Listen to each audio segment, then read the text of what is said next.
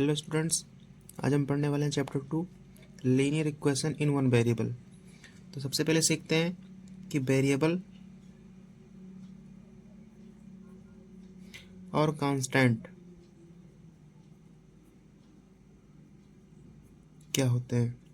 तो पहला हमारा है वेरिएबल, इसका वैल्यू नॉट फिक्स, यानी इसका वैल्यू फिक्स नहीं होता है। इसको हम डिनोट करते हैं स्मॉल एक्स वाई जेड से। दूसरा हमारा है कांस्टेंट, इसका वैल्यू फिक्स होता है। इसको हम डिनोट करते हैं कैपिटल ए बी और सी से,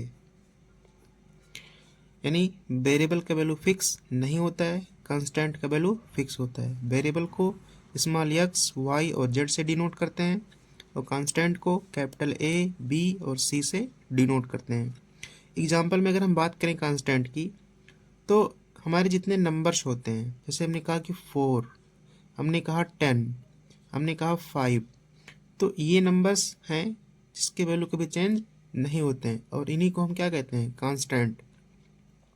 अब आगे बात करते हैं एल्जेब्रिक एक्सप्रेशंस।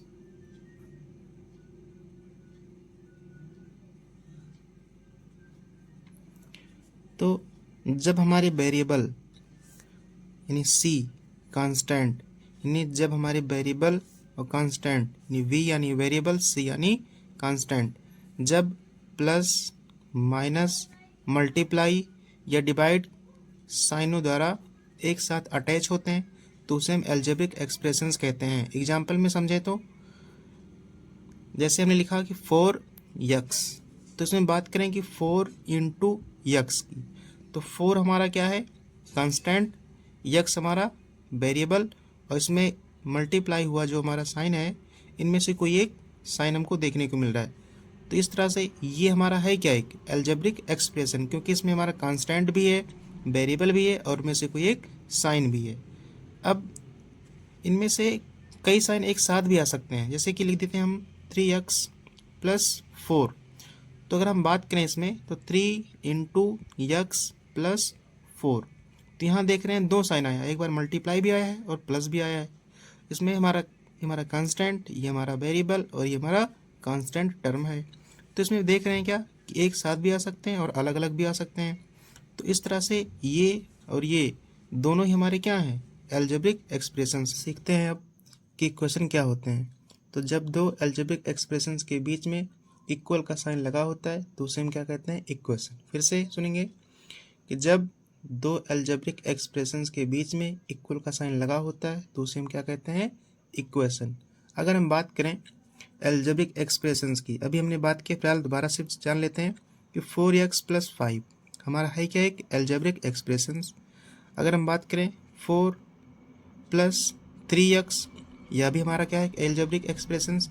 तो जब हमारे ये एल्जेब्रिक एक्सप्रेशन और ये हमारे एल्जेब्रिक एक्सप्रेशन, जब इनके बीच में इक्वल का साइन आ जाता है तो हमारा इक्वेशन कहलाता है। अगर बात करेंगे जैसे 4x plus 5 equal to 4 plus 3x, तो हमने देखा कि ये हमारे एल्जेब्रिक एक्सप्रेशंस और यह भी हमारे एल्जेब्रिक एक्सप्रेशंस। अब इनके बीच में क्या आ गया है, इक्वल का साइन, इसलिए ये हमारे क्या कहलाएंगे, अब इक्वेशन। क्या कहलाएंगे, इक्वेशन। ऐसे ही और सारे इक्वेशंस हो सकते हैं। अब आगे सीखते हैं अपने चैप्टर के नाम के बारे में कि linear equation in one variable का क्या मतलब है।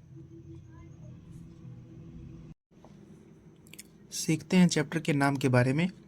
दिया गया है लीनियर इक्वेशन। लीनियर इक्वेशन का क्या मतलब है, तो लीनियर इक्वेशन का मतलब सिंपल सा है कि जब इक्वेशन में वेरिएबल का मैक्सिमम पावर